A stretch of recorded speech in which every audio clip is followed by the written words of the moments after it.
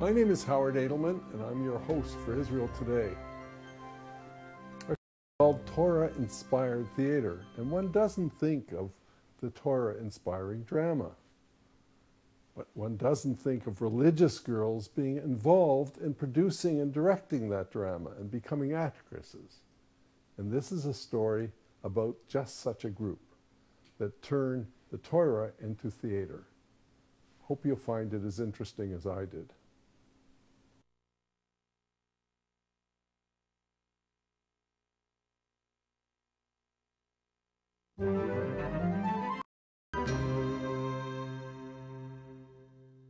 My guest is Rivka Lomiansky, performing artist and creator of Neshama Theatre. Rivka, welcome to Israel Today. Thank you for having me.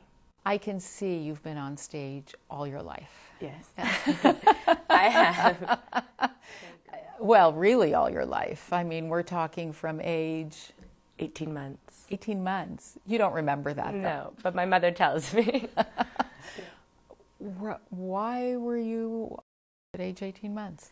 Who decided that? I started being put into modeling as a baby. And then my mother thought that it would be really good for self-confidence to take drama classes and get into acting. And it didn't hurt that she also wanted to be an actress as a child. But she wasn't. And she just wanted to provide me and my sisters with the same opportunity.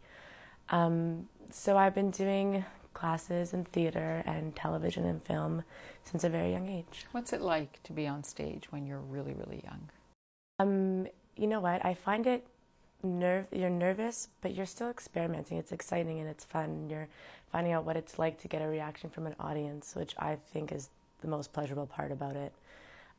Pleasurable? That's what scares people. Oh, really? I mean, to become a character, to become a role, and to really make people laugh or to really make them cry, it's sort of like, it's that A+, you know, on your report card. Means you're doing your job right. But it's pretty nerve-wracking. Isn't there a huge expectation on you? Maybe I'm just under the influence of stories you hear about parents who put inordinate pressure on their kids and kids who are denied a childhood because they have to be on stage. Was that your experience? I mean, I had a lot going on. I remember once getting out of school, I think it was in grade 4, saying it was the summer, I have 6 weeks vacation, and my mother turning around to me, no, you're going to drama camp tomorrow. And what? What do you mean?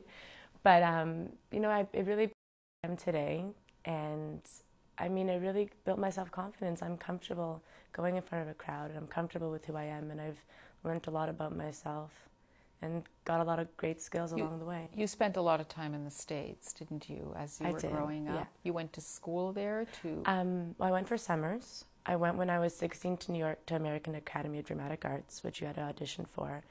And I mean, just auditioning for a school like that where such great actors and actresses have been, and getting in on its own is such a reward. Indeed.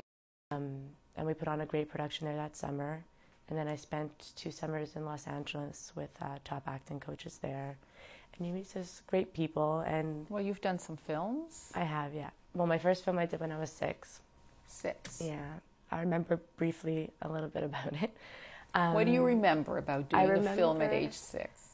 You know, it's funny. I remember the way people ate while I was sitting waiting for the camera to start, you know.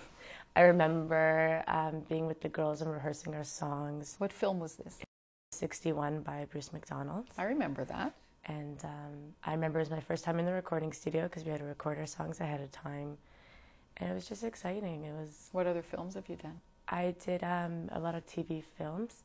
I did Model Behavior, which was a while ago, about 5 years ago. American, mostly. Yeah, it was a Disney movie. Yeah. I did TV series, YTV TV series, many commercials. But at a certain point, you shifted gears. I mean, on the one hand, you're talking about this as being fulfilling and positive and not onerous. Right. And on the other hand, in your life, you kind of stopped short at a certain point and went on a different path. Well, you changed direction. I mean, you chose, for a while anyway, spirituality and a different lifestyle. Yeah. I mean, I knew that was always my passion. That's 100% what I wanted to do. But personally, in my own life, I felt there was something missing.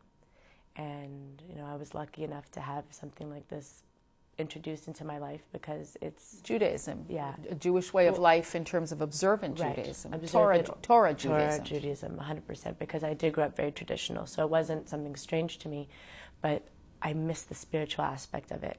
And it's really stuck with me because my whole life in acting and in dancing and singing and performing, you're focused on your physicalities.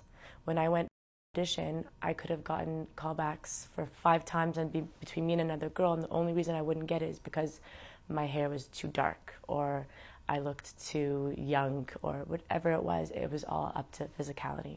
So what I really enjoy about doing this from a spiritual sense is that I'm not judged on those terms, and I really get to be myself and accepted for who I am. So just take me through the pieces here, Rivka, because you were a performing artist with all of this experience, and then you essentially embarked on your journey into Torah Judaism, and your performing life was put on hold. In fact, you were prepared to abandon it?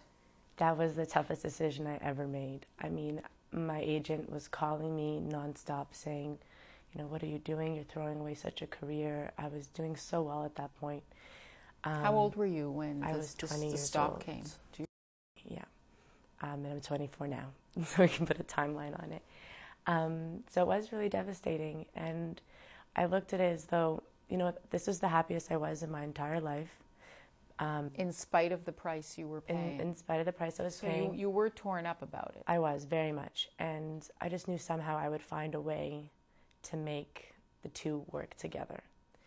And what's the issue, right? What's the issue when you're committed to a Torah Judaism way of life? I mean, why not perform? What's the issue? What's the barrier? At first I thought I could do it both, and I would, you know, just tell my agent on Shabbos, don't put me on any auditions, and I would go out. And then came the modesty concerns. What if they wanted me to wear a tank top? What if they wanted me to have a boyfriend and have to touch another man? What if they wanted me to sing and I cannot sing in front of men? So I slowly had to really let go of it. And that's when you realized this might have to go. Yeah. And still you were prepared to do that. I was. You must have found something very meaningful for yourself. It was. It really was a completeness. I really felt fulfilled and happy and knew that by living this lifestyle, I would be at more peace with myself. And it would come, you know, if I give this to Hashem, He'll give it to me. You know, He'll give me what I need as well. And you're saying you found what you need. Yeah, and we're gonna take and we're gonna talk about that some more.